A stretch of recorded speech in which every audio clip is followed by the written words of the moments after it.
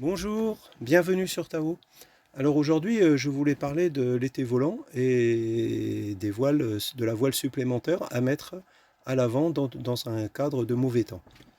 Alors la première chose, c'est un petit peu de voir de quoi on parle. Parce que souvent, on mélange le gréement de côtre et l'été volant. Alors, on passe sur l'ordinateur. Là, vous avez une photo de Penduixis. Vous voyez que Penduixis, il est gréé en côtre. Donc il y a un certain espace entre le phoque qui est devant, qui d'ailleurs dans ce cas-là je crois s'appelle un Yankee, et le petit phoque derrière qu'il s'appelle une trinquette. Vous voyez que la trinquette elle arrive à ce niveau-là du mât, et donc en règle générale sur ce type de gréement, il y a une bastaque qui tient le mât à ce niveau-là. Parce que si vous n'avez pas une bastaque ici qui part vers l'arrière, ici la tension risque de casser le mât à ce niveau-là. Donc ça, c'est des bateaux qui sont prévus à l'origine pour être gréés en côtre. Naturellement, vous n'êtes pas obligé de les gréer en côtre à tout moment. Vous pouvez à des moments naviguer sous forme de sloop, mais c'est prévu par l'architecte. Donc ici, le pont est renforcé, il y a un renvoi à l'intérieur. Tout est conçu pour, rien à faire, enfin, juste à utiliser les voiles, mais je veux dire, voilà, c'est conçu dès l'origine, dès la fabrication du bateau. Alors maintenant, je vous montre vraiment un été volant. Vous voyez qu'il est très proche de l'enrouleur. Il y a peu d'espace entre l'enrouleur et la voile qu'on appelle une trinquette. D'ailleurs, c'est un nom abusif. Je pense que ça devrait plutôt s'appeler un phoque, puisque le bateau, dans ce cas-là, n'est pas gréé en côtre. Donc vous voyez que sur le bas du pont, ce n'est pas obligatoirement prévu d'origine par le chantier. Il faut donc parfois faire pas mal de travaux et des renforts. Donc là vous voyez qu'il y a eu un bidouillage avec une chaîne, etc. Bon, c'est pas quelque chose qui tiendrait sur un gros voilier de voyage, sur un bateau plus important. Il faudrait donc faire une point de fixation avec de la strate et des renforts dessous. C'est pour ça que déjà, un été volant, le premier problème, c'est qu'il faut souvent faire des travaux sur un bateau sur lequel il n'est pas prévu d'origine pour le monter de façon efficace. Vous voyez qu'en tête de mât, il y a un faible espace aussi entre la fixation haute de l'été volant et le génois sur enrouleur. Cet espace doit répondre à une norme. Alors je ne me souviens plus exactement du nombre de centimètres, mais n'importe quel voilier ou gréeur vous le donnera si jamais vous avez besoin de monter un été volant. Si cet espace est supérieur à la norme, il faudra rajouter une bastaque. Si cet espace est inférieur ou égal à la norme, il n'y a pas besoin de bastaque. Parce que dans le cas-là, en fait, quand c'est suffisamment proche de l'enrouleur, on estime que les efforts ne sont pris suffisamment proches de l'enrouleur pour que le mât, qui est de toute façon prévu pour prendre les efforts de l'enrouleur, prendra aussi les efforts de l'été. S'il y a trop d'espace, eh ben vous serez obligé d'installer des bastaques.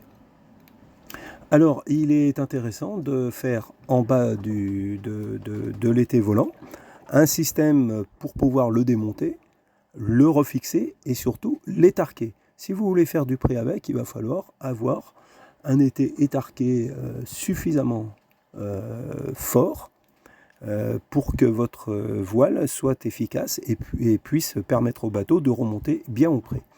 Donc il y a des ridoirs pour été volant qui sont vendus chez les ships. C'est assez cher. C'est quand même aussi un inconvénient. Donc installer un été volant n'est quand même pas d'un coût neutre. C'est même un coût qui peut être assez important. Entre les renforts qu'il peut y avoir à faire sur le bateau si rien n'a été prévu d'origine, plus une ferrure d'été, une ferrure d'été costaud qui est stratée sur le pont avec des renforts dessous, plus un ridoir d'été qui permettent une bonne tension, tout cela a un coût. Donc généralement sur les bateaux de voyage, soit votre bateau il est gréé en côtre d'origine, soit vous avez monté un été volant comme celui-là, soit avec un enrouleur, soit sans enrouleur, et dans le cas-là, il faut aller endrailler des voiles dessus. Quand il est avec un enrouleur, naturellement, c'est un été volant qui n'est plus démontable, donc il n'est plus vraiment volant. Si il est sans enrouleur, c'est vraiment un été volant, vous pouvez le démonter. Alors, il y a une nouveauté sur mes vidéos maintenant, c'est qu'il y a un sponsor. Le sponsor, c'est moi-même, puisque j'ai créé tout récemment une société de conseils personnalisés en achat de voiliers et d'expertise de pré-achat. Donc mon but, c'est en fait de vous accompagner, que vous soyez des marins néophytes ou des confirmés, pour vous aider à préciser vos projets et vos besoins, et puis après de vous aider à choisir un voilier adéquat parmi toutes les annonces que l'on peut trouver. Si besoin, allez avec vous l'expertiser, une expertise de qualité d'une journée ou 2 journées si le bateau est assez compliqué. Et puis je peux aussi vous conseiller dans sa préparation en vue de lointains voyages. Voilà, n'hésitez pas à aller visiter mon site, je mettrai le lien dans la description en dessous de la vidéo. Alors, les avantages d'un été volant. L'avantage, c'est de pouvoir mettre un petit foc, ce qu'on appelle communément une trinquette, qui normalement devrait probablement pas s'appeler de ce nom-là sur un été volant, mais enfin bon, on ne va pas rentrer dans des petits détails comme ça, futiles. Alors, au portant, dans un coup de vent, en effet, un été volant ne vous apporte pas plus de performance pour votre bateau. Pourquoi ? Parce que quand vous êtes dans un vent fort, 30 nœuds, 35 nœuds, 40 nœuds, etc., il est vrai que l'enrouleur n'a pas une forme idéale, mais en fait, il y a suffisamment de vent pour qu'il soit quand même assez efficace. Donc, c'est pas parce que vous allez mettre votre été volant et votre trinquette que vous allez avoir un bateau plus performant quand vous êtes en fuite dans du mauvais temps. Mais si vous êtes au pré, alors là c'est totalement différent. Un enrouleur au pré est assez peu efficace. Dès que vous enroulez, assez peu efficace quand le vent y monte. Dès que vous enroulez, on va dire plus de 3-4 tours, votre enrouleur, malgré les systèmes de rattrapage de creux, etc., vous retrouvez avec, alors premier point, vous avez l'enrouleur, il fait quelque chose qui est assez gros devant, ça gêne déjà l'écoulement du vent, l'écoulement laminaire. Deuxièmement, la forme fait qu'il y a beaucoup de creux derrière l'enrouleur, et ça, c'est pas bon. Vous avez souvent un peu de mal à bien maîtriser le creux, souvent il y a trop de creux une fois que vous avez enroulé votre géno enrouleur, c'est pas bon pour faire du pré. Tout ça vous fait perdre en vitesse et en cap. Et donc au pré, c'est extrêmement préjudiciable. Si en plus le vent a vraiment monté, vous vous retrouvez dans des forces de vent de 35-40 nœuds, si votre bateau est normalement encore capable de remonter à 45, avec 40 nœuds de vent, vous allez vraiment faire un cap pourri avec un enrouleur. Troisième problème, vous usez prématurément votre voile, à l'utiliser dans des conditions comme ça, vous allez encore plus la déformer, et elle va encore plus avoir un creux, et le géna sera encore moins performant quand vous ferez du pré. Autre point, les génois enrouleurs sont conçus par les voiliers pour avoir une plage d'utilisation un peu moyenne. Ils sont ni très bons dans le vent faible, ni très bons dans le vent très fort, parce que le voilier, vu que c'est une voile qui doit servir par toute force de vent, il l'a fait un peu dans la moyenne, quoi, voilà, on va dire. Donc le tissu, il va prendre cher quand vous faites du pré par 40 nœuds de vent, quoi. Bon, si vous le faites de temps en temps, c'est pas très grave, mais si vous le faites en permanence et sur des longs bords, par exemple c'est une transat retour et vous commencez à faire une semaine de pré comme ça, votre enrouleur, enfin en tout cas votre foc, va prendre cher. Après, alors, un été volant aussi, le foc, va vous donner un meilleur confort pour le voilier. C'est-à-dire que si la voile est plus performante, le bateau passe mieux la mer, il tape moins, c'est plus confortable pour vous, mais c'est aussi moins violent pour le bateau, donc c'est moins d'usure pour le matériel, pour le gréement. Alors, les inconvénients. Le gros inconvénient, c'est naturellement la mise en place. Il faut aller à l'avant pour endrailler une voile sur la plage avant. Donc là, il y a tous les risques. Le risque d'homme à la mer, il faut porter la voile et l'amener à l'avant, c'est lourd. c'est pas facile à faire, etc. Moi j'entends très bien l'argument qui dit que bah, vous vous sentez pas capable de faire ça, c'est trop dangereux, je ne ferai jamais ça, etc. Bah, écoutez, ça c'est votre choix. Bah, vous le faites en connaissance de cause et vous n'avez pas d'été volant, mais vous perdez aussi une possibilité. Voilà. Donc, dès que sur un bateau vous perdez des possibilités, c'est entre guillemets une sécurité en moins. Alors, une solution pour gommer cet inconvénient, c'est naturellement de mettre l'été volant sur enrouleur. Alors, vous allez me dire, oui, mais je vais perdre la sécurité. Euh,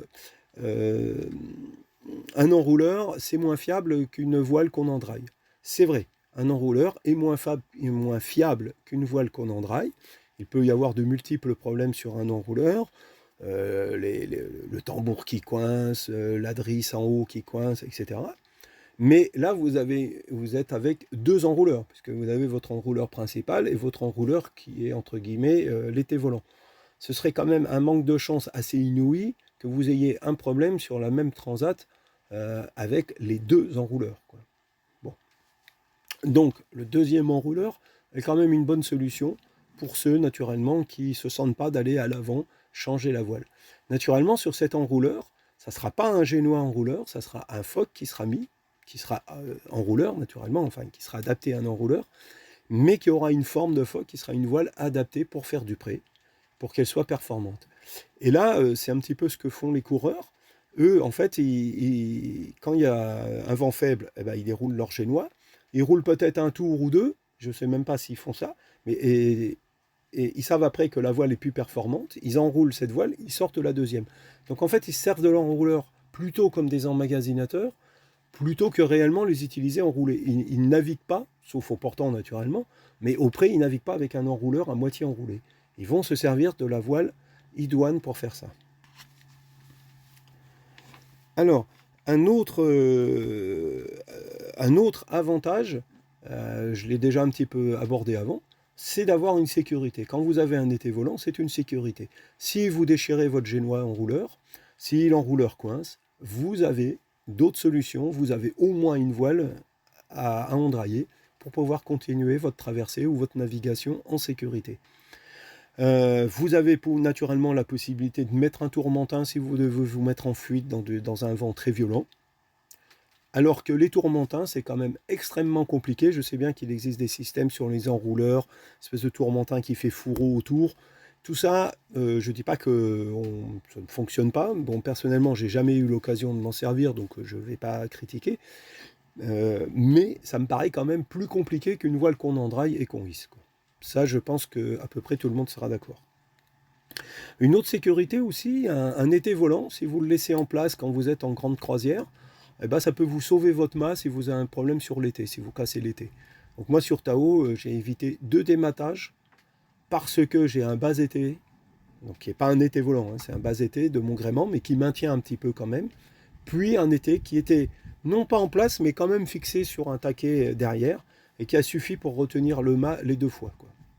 Pourtant, j'ai quand même cassé l'été alors que j'étais au pré. Normalement, c'est un dématage immédiat. Alors, si vous n'avez pas donc si vous n'avez pas d'été volant et que vous ne pouvez pas mettre de tourmentin, pour moi, bah, je dirais que c'est un peu comme aller dans un avion de chasse au combat et d'avoir pas de parachute, quoi. Moi, je ne comprends pas que l'on puisse naviguer sur un bateau de voyage sur des longues traversées et n'avoir pas à bord un tourmentin et une plus grosse voile pour doubler la voile d'avant, quoi. Voilà. C'est ma philosophie et je ne conçois pas de naviguer sans cette sécurité, quoi. Donc, ne pas croire qu'il n'y a pas de problème, hein. Moi, je connais un nombre de bateaux assez important qui ont cassé des étés au cours d'une traversée. Bah, au portant, l'été, il subit quand même, sur une longue traversée, il subit pas mal d'efforts parce que la voile, elle se gonfle vers l'avant et elle fait bouger l'été. Donc, c'est arrivé plusieurs fois que l'été tombe, etc. Chaque fois, c'était des bateaux d'ailleurs qui avaient des étés volants. Ils ont été très contents de pouvoir mettre une voile et pouvoir continuer leur voyage en toute sécurité, quoi. Voilà, donc mon conseil, c'est celui-là, même si vous ne souhaitez pas utiliser un été volant parce que vous ne vous sentez pas trop capable d'aller à l'avant et tout, il peut quand même être intelligent d'en avoir un pour la sécurité, même si vous en servez très très peu. Voilà.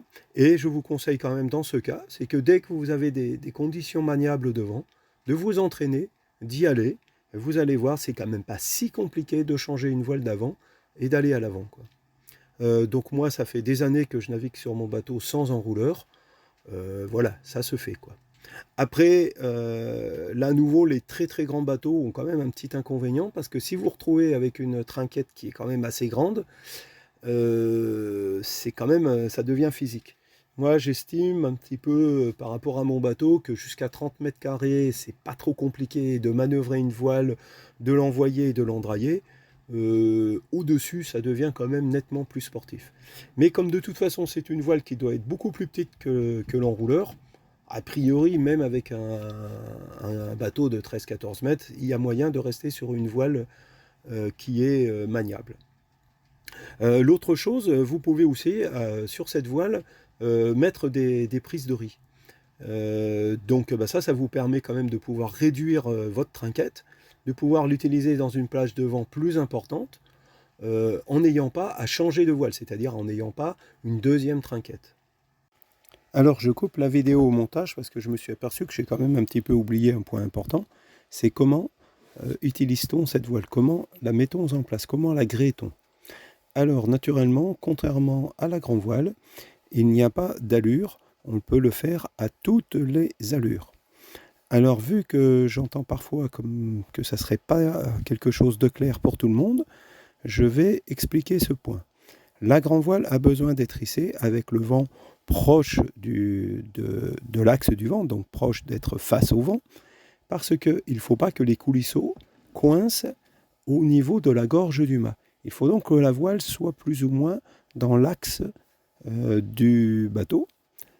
Et si la voile est à 90 degrés par rapport à l'axe du bateau, les coulisseaux sont en travers et donc ils coincent, vous ne pouvez pas hisser votre voile. La deuxième raison qu'il faut que vous soyez auprès, ou en tout cas proche du vent pour pouvoir hisser votre grand voile, c'est qu'il ne faut pas naturellement que la grand voile soit en train de flotter dans les haubans et dans les barres de flèche. Dans le cas là aussi, vous multipliez les efforts, c'est beaucoup plus difficile de hisser votre voile. Pour le phoque, pour un phoque endraillé, il en est tout autrement. Le phoque endraillé est sur mousqueton. Les mousquetons peuvent pivoter autour de l'été. Il n'y a donc aucun angle de vent où la manœuvre est impossible. Je dirais que si on veut chipoter ou en tout cas affiner, c'est juste plein vent arrière que c'est un petit peu embêtant d'affaler le phoque, juste parce qu'il risque de partir vers l'avant et d'aller se mettre dans le balcon, c'est juste un petit peu embêtant. C'est possible, c'est juste que c'est un petit peu plus embêtant. Donc moi j'essaye d'éviter de le faire totalement vent arrière quand je le peux. Donc si on peut hisser la voile à toutes les allures, il faut donc choisir l'allure la plus confortable pour l'équipage, pour éviter, ou en tout cas pour limiter le risque de tomber par-dessus bord, mais aussi pour faciliter à l'équipage le fait de devoir sortir la voile de la soute à voile, la porter vers l'avant, enfin toutes ces choses-là. C'est quand même plus facile à faire si le bateau n'est pas au pré-serré. Donc on peut changer une voile d'avant endraillée, ou on peut enrouler enrouler le génois enrouleur, puis installer un été volant et envoyer la voile d'été, enfin sur l'été, le phoque sur l'été au pré-serré, mais ce sera plus difficile pour l'équipage. Donc si vous pouvez, ce n'est pas toujours possible, mais si vous pouvez, il est judicieux à cette allure de laisser un peu porter le bateau, de se mettre plus proche du travers, voire un petit peu portant, le temps de la manœuvre. Ce sera beaucoup plus facile.